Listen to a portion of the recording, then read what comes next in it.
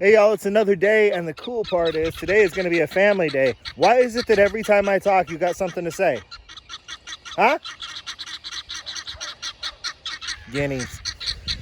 So we're out here on the farm and we're just fixing to get some work done because many hands make light work, and I actually have many hands all in one place today. So the project that's the next priority for me is getting that little room in my barn ready to turn into a temporary chicken coop. But I need some posts and stuff like that. But to get the posts, I got to clean up all these fallen limbs. So we're basically going to make us a big old burn pile today, because I'm going to take all of that stuff laying on the ground and I'm going to limb it all and get some really good posts out of it. So we're going to kill a couple of birds with one stone, I guess, because we're going to clean up the property. I'm going to get some posts to use in the chicken coop. As long as we're at it, I'm going to fell this mess of a tree right here. So I guess it is just time for us to get to work. I love working with my family. I really wish that we were a full-time homesteading, homeschooling family, because I love working together. It's just not in our cards for right now, but today you get to watch us work. Hey y'all, so we're out here doing some cleaning up, and y'all, we talk about Hendini all the time. So we went to move a small pile of brush, and a bunch of squawking going on. Came and took a look, and little Miss Hendini has been laying her eggs out in the middle of our pasture for gosh knows how long. So I think she's about to get her rights to wander revoked. What are you gonna do, chickens? So as per usual, when I work a chainsaw, things always go wrong. I'm getting better at operating a chainsaw, but anybody who doesn't know what a skill it is, it is. Like, it's not just about, oh, if I make this cut here, the tree will fall that way. Like, checking the chain and tightening the chain as necessary, and paying attention to its level of sharpness, and then sharpening that chain, and then changing out the chain, and knowing when to change out a chain, and knowing when a chain is done and it just can't be sharpened anymore, and knowing that there's no point in even trying to get to that branch from that angle because it's just not going to cut. Like, it's a skill, it really is. So I was just about to go fuel up the chainsaw. I was just about to tighten the chain, because I figured go get some fuel, put some more bar oil on it, and tighten up the chain. And I said, I'm just going to cut this one more branch, and then I'll head over and do all that. On that one branch, the dang chain flew off, and it got a twist in it, so now it doesn't fit. It was my last chain, and so our chainsaw project is done for the day, but we did get a lot done, and I'm happy with it. And we just decided to spend some time together as a family and watch a little chicken TV. So brought the chicks out to spend a little bit more time outside in the grass. I got both my girls here from San Marcos, so we'll just try and make the best of a day, even though I didn't get the work done that I wanted to get done since I had many hands.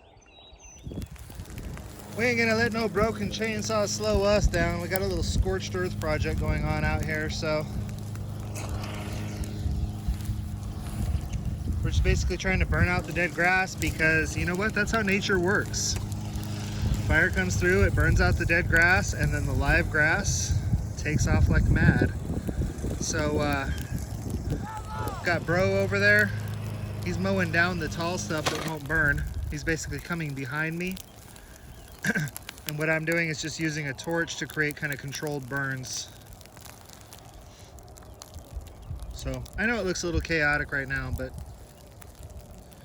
we're staying on top of it. I got a few people out here with shovels, and if it starts going in a direction we're not ready for it to go yet, we stop it.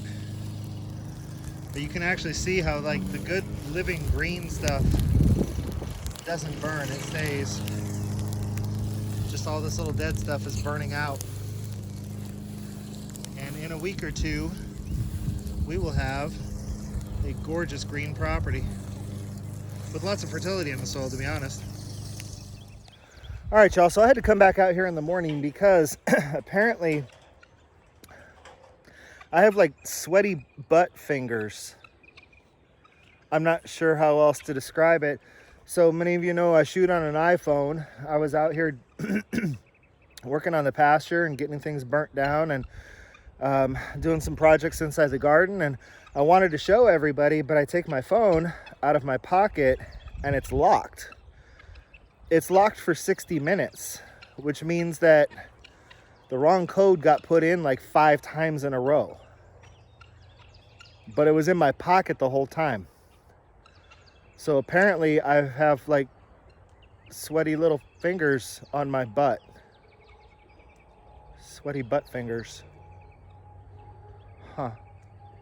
So anyhow, this is what we're looking at this morning, especially after a hard rain. Let me 2 times. So it already doesn't look nearly as black as it did yesterday after one rain.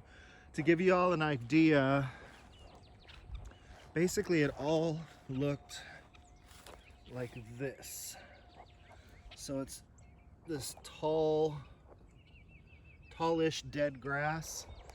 And unfortunately, the really tall stuff doesn't burn because it's kind of like a flash burn. It moves through really quick.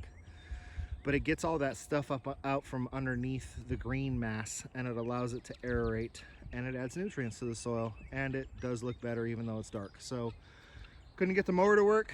Said forget it, let's burn it. So we got that done last night. Let me bring you back here.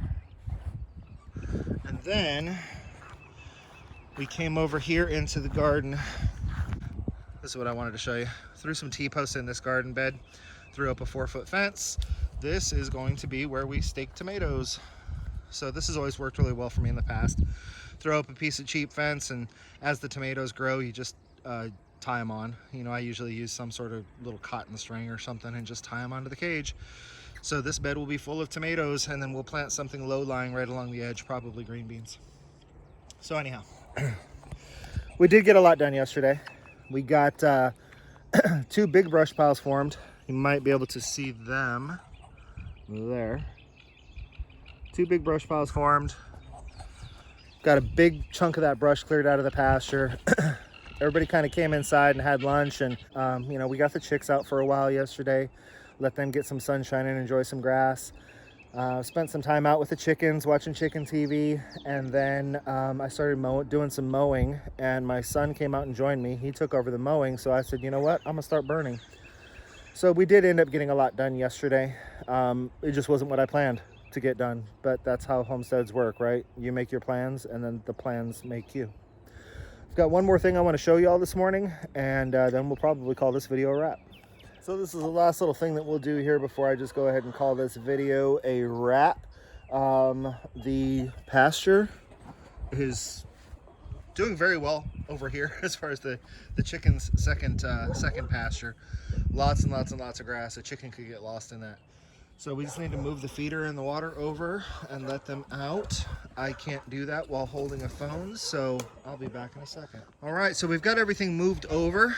We got their feeder moved over. It's got some feed in it. Automatic chicken water moved over. The gate is secured.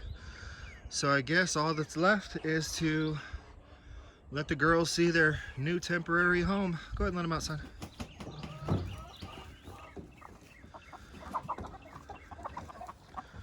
What's going on, ladies?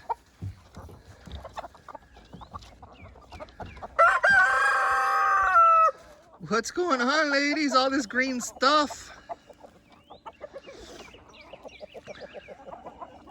You get out, move further than 2 feet from the door so everybody can get out.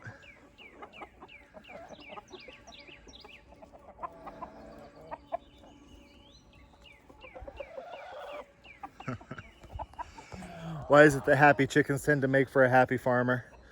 I think we're gonna go ahead and call this a video here. So this has been Chris with Rockin Farm, and until I see y'all again, be happy and live healthy.